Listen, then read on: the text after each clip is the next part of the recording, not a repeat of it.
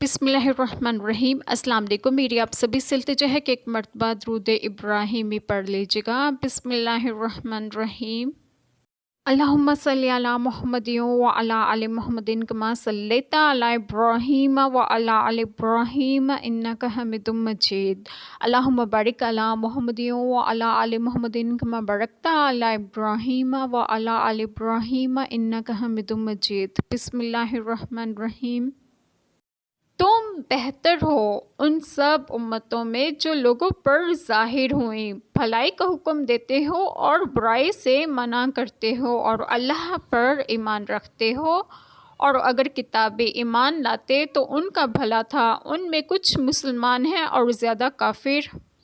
बिस्मिल्लाहिर्रहमानिर्रहीम। आज जो बात मैं आप लोगों से डिस्कस करूँगी वो ये है कि ए उम्मत मोहम्मद मुस्तफ़ा सल्लल्लाहु अलैहि वसल्लम, शान नुज़ूल यहूदियों में से मालिक बिन सैफ़ और वहब बिन यहूदा ने हज़रत अब्दुल्ला बिन मसूद रज़ियल्लाहु अन्हुमा वगैरह असहाबी रसूल सल्लल्लाहु अलैहि वसल्लम से कहा, हम तुमसे अफजल हैं और हमारा दीन तुम्हारे दीन से बेहतर है जिसकी तुम हमें दावत देते हो। इस पर ये आयत करीमा नाजिल हुई।